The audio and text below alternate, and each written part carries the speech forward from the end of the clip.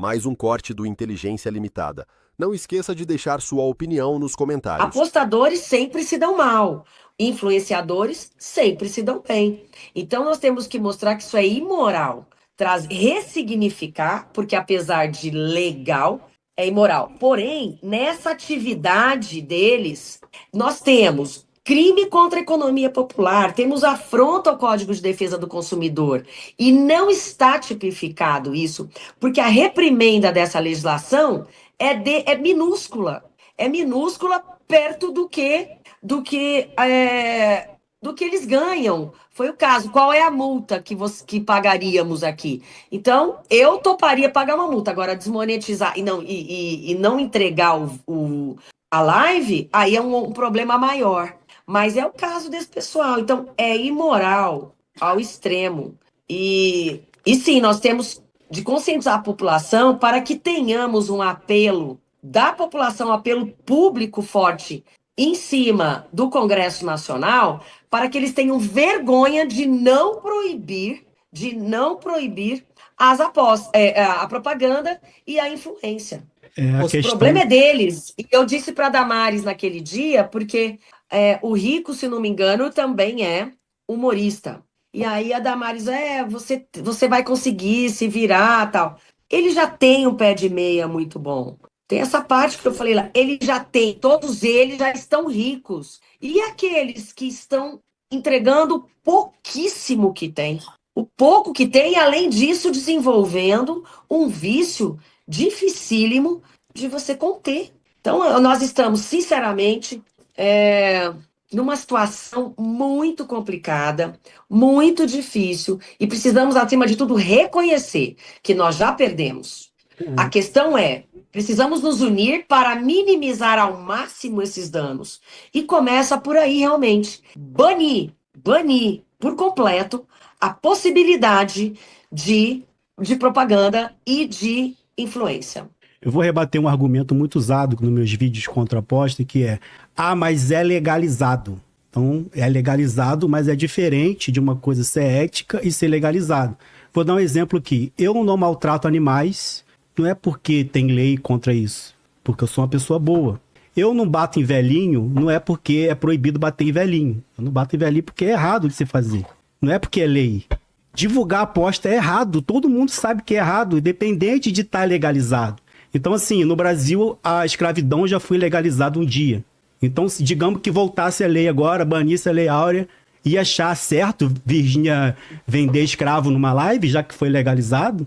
Então, assim, não é porque algo isso é legal... Isso é escravidão, Guga. É escravidão, é promover a escravidão. A pessoa vira escrava do jogo. E não é porque é legal, e não é legal porque é legal. É legal porque nós não conseguimos conter. Então, acho que se a solução é coibir, mas isso é escravidão. É uma escravidão, assim, das piores, sabe? Que possa existir é a escravidão do vício. Só concluindo aqui. Então, acho assim, eu não maltrato animal porque eu sou uma pessoa boa, não é porque é contra a lei. Eu não divulgo aposta, não é porque é legalizado ou não, é porque é errado, eu não vou fazer o que é errado. Então, acho assim, se a pessoa depende de uma lei para ser obrigado a fazer o que é certo, essa pessoa não é uma pessoa boa. Ela é um demônio adestrado pelo Estado. Pô, e a chuva de dinheiro é complicada, né?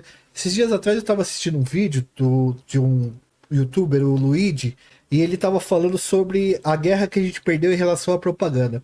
Porque mesmo que eu não feche com uma empresa de bet, pô, eu tenho um canal que fala sobre crime organizado, tá? A gente nunca consegue patrocínio de ninguém. A gente só faz patrocínio do Insider e a gente recebe... É bem pouco, sim, tá? Não chega a uma dezena de milhar. E a gente já recebeu proposta de 100 mil por 4 inserção. De bet? 100 mil por 4 inserção. Mano, isso me tentou porque a gente tava no comecinho, tava com 400 mil seguidores inscritos e tal. Mas, cara, veja, aqui neste momento a gente tá recebendo dinheiro de bet. Porque no intervalo comercial daqui vai passar Google. 3 bets, 5 bets, 6 bets. Por exemplo, eu fiz um vídeo sobre apostas de 45 minutos. Os caras chegavam lá nos comentários e falavam: pô, passou 5 intervalos de bets no meio do seu vídeo. Caramba. Eu vejo os meninos da periferia falando assim: professor, eu quero chegar a 10 mil inscritos pra mim poder divulgar o Tigrinho e já ganhar o dinheiro.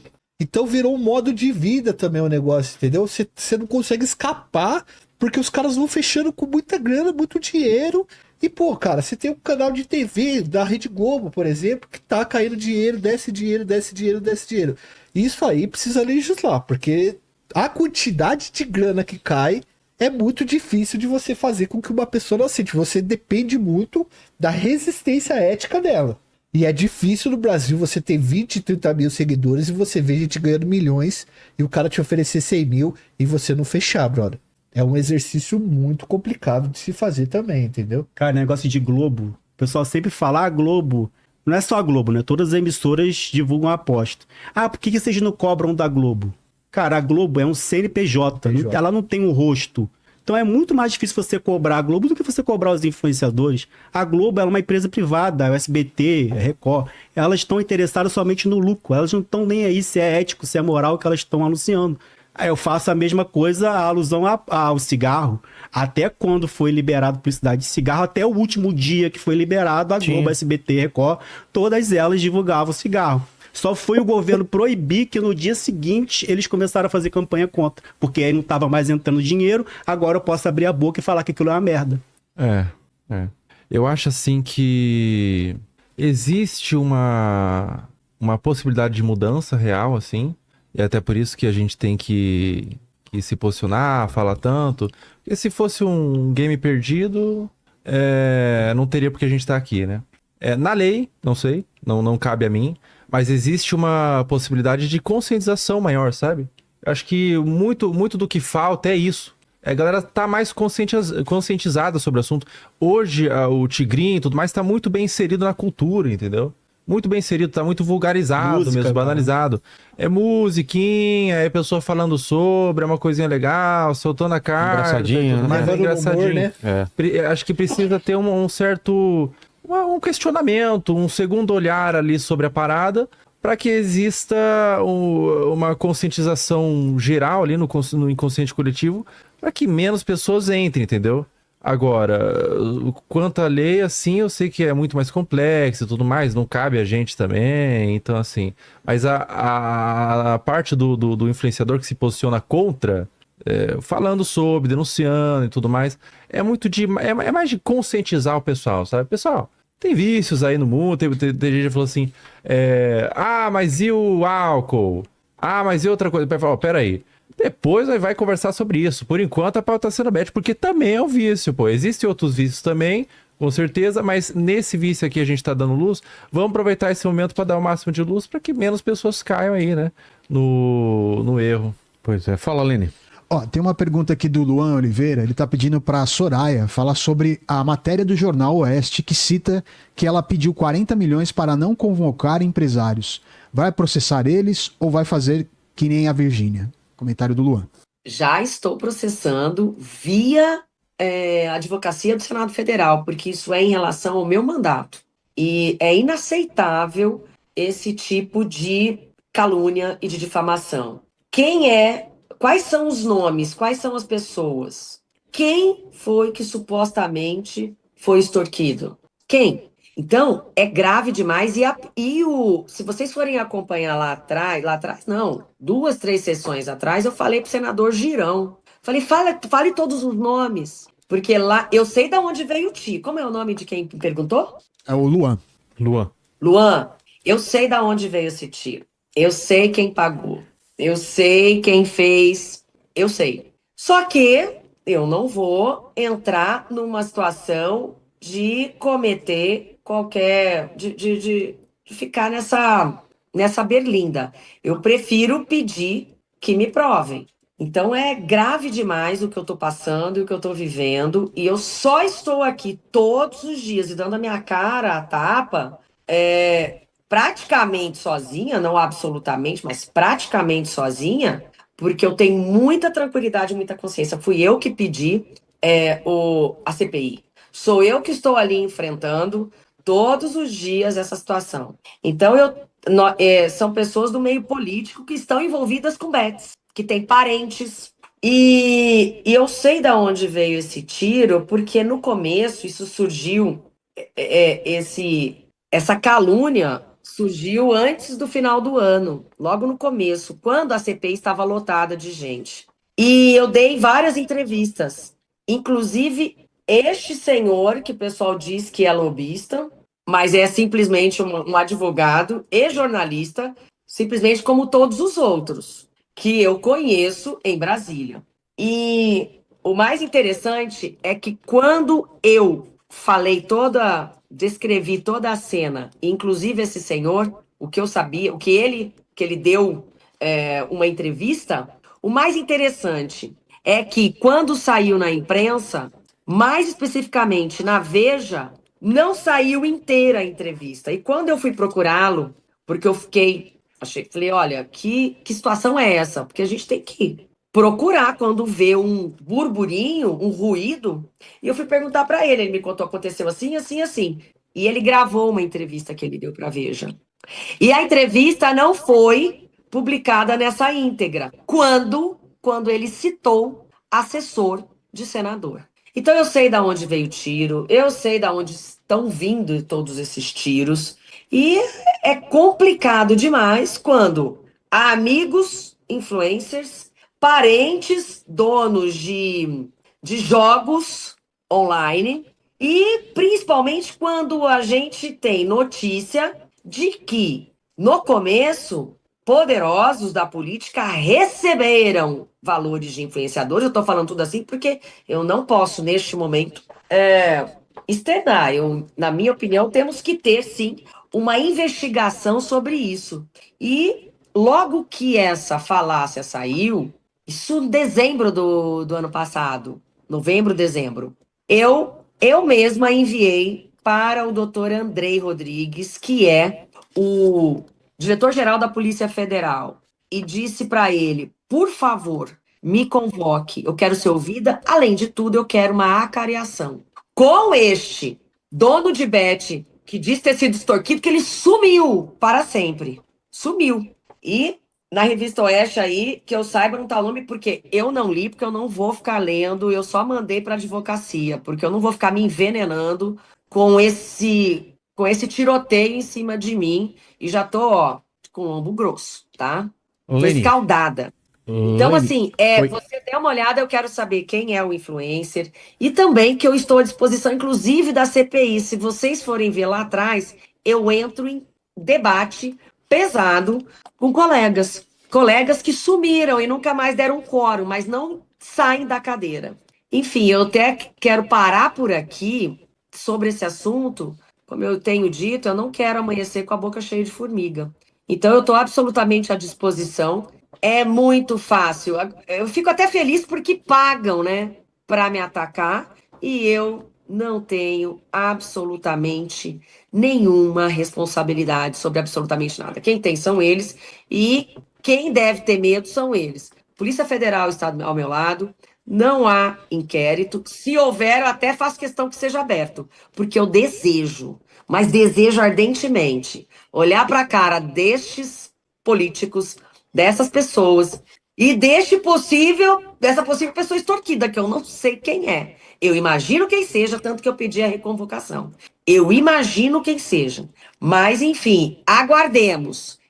Tanto eu quanto você, queremos muito uma cariação. Leni, vamos lá. Vou ler um comentário aqui do Memilândia. Ele falou o seguinte, me ferrei por causa das bets. Jogava bet e depois que o Felca falou que rejeitou 50 milhões disso, me bani em todas as plataformas. Tenho autismo e me vicio fácil nas coisas. É triste ver pessoas rindo disso. Poxa, cara, fico muito feliz por você. Um abraço apertado e que você continue firme aí na sua decisão de ter menos esse vício na sua vida, que você não precisa, cara. Não precisa não, viu? Tem uma pro Joel aqui. Você já sugeriu que as escolas deveriam ensinar sobre os perigos das apostas. Como integrar esse tema ao currículo de forma eficaz, sem parecer moralista, considerando que muitos jovens veem influenciadores como heróis? Então, essa é uma parada que a gente sempre fala do quanto a escola ela perde para influências exteriores. A ideia de escola é que a pessoa... No Brasil, a gente tem uma mobilidade social muito pequena. quase inexistente. A chance de você nascer numa classe social e morrer nessa classe social é quase que 99%, tá? Mas o Brasil é um grande vendedor de sonhos. Como eu falo, na corrida do ouro, quem fica rico é quem vai vender a pá. E os nossos estudantes, eles têm percebido que esses influencers, eles têm vendido principalmente o sonho de ficar rico. Então o influencer começa. A Virgínia é um sonho americano. Nasce pobre, fica rica, milionária, monta um império e muitos outros ficam ricos dessa maneira. Os nossos estudantes, eles estão vendo isso o tempo todo. E a escola é um processo mais demorado. A educação é um processo mais demorado. Eu, particularmente, Joel, consegui sair da pobreza e ascender socialmente estudando. Eu fui fazer sucesso, um pouquinho de sucesso da internet agora, com 37 anos de idade. Mas até 2 anos atrás eu estava dentro de uma sala de aula tentando dar aula para os meus estudantes. Esse processo ele é muito demorado. O problema é que na escola a gente não tem trabalhado habilidades socioemocionais para que a gente possa resgatar os nossos estudantes e fazer com que eles entendam que há todo um processo para você crescer, ganhar dinheiro, ter uma família, levar uma vida honestamente e tranquilamente. Mas ao mesmo tempo, o que acontece? Eu abro o meu celular, aquela caixa, e tá lá o principal influencer que eu sigo divulgando aposta e dizendo que tá ficando rico jogando no tigrinho. Como que eu vou competir com essas pessoas se eu tenho um aluno que a mãe tá viciada, o pai tá viciado, o tio tá viciado, dentro da escola o moleque tá pegando dinheiro para poder jogar e esse processo da escola ele é mais demorado. Então o que a gente precisava trabalhar dentro da escola eram habilidades socioafetivas, junto com a família que é quase inexistente, principalmente nas escolas públicas, porque você não acha a figura paterna, por exemplo, mas tentar trabalhar isso daí e demonstrar para os nossos estudantes que a melhor forma deles sair de uma vida de pobreza e adentrar numa vida um pouco mais digna é o estudo. Mas é muito difícil de fazer isso com influenciadores que pregam totalmente o contrário. Pô, tu tem influenciador que humilha o cara dentro de uma casa pro cara ganhar dinheiro e as pessoas acham isso legal, querem ir pro lugar que o cara faz isso aí. Rancho do Maia, pronto. É muito difícil. Obrigado por ter abraçado o processo, Guga. É muito difícil isso. E os professores da escola estão sofrendo muito. Eles não têm ajuda mais. Eu falo isso como educador. É ver moleque perdendo dinheiro todo dia. Cara, tem uma escola lá na cidade que eu nasci que a agiota tá indo na porta da escola, cara. Olhar pra cara de aluno. Que a agiota tá quebrando perna de pai de aluno. Que aluno tá fazendo trabalho para outro aluno e pagando isso daí, o trabalho, né? Recebendo pelo trabalho que tá fazendo para poder ajudar o pai a pagar essas coisas. E assim, não é absurdo isso que a gente tá falando, não. Isso acontece cotidianamente. Então eu acho que a educação, ela tem essa condição, mas ela tá sendo muito deslegitimada. Porque a primeira coisa que esses influencers falam é pro cara parar de estudar. Enquanto os filhos dos ricos estão fazendo o quê? Eles estão estudando, cara. Eles estão indo pra faculdade, eles estão fazendo curso superior, estão indo estudar fora, estão fazendo pós-graduação, estão estudando inglês. Para todo mundo que tem filho na idade de 15, 16, 17 anos, faça com que seu filho estude. Porque é só estudando que ele vai conseguir alguma coisa na vida. Não é bola de cristal, não é correndo atrás de ouro, não é tacando pá para tentar achar ouro em lugar escondido que influencer tá dizendo que tem. É muito difícil, Lene. A gente tá perdendo isso, tá? Tá perdendo esse jogo, essa partida, e a gente só vai ver que a gente perdeu isso aí daqui 10, 15 anos, quando a gente tiver uma sociedade que muitas das pessoas não estudaram, muitas pessoas não desenvolveram suas habilidades e ficaram procurando as balas de prata. E tem muito influencer vendendo as balas de pratas para esses estudantes. Eu vejo isso todos os dias. Tá uma foto. A gente já tinha pouca esperança. Hoje nem esperança mais os professores têm para ensinar. Esse foi o corte. Quer ver o conteúdo na íntegra? Todos os links na descrição. Não se esqueça de deixar sua opinião nos comentários, deixar o like e compartilhar.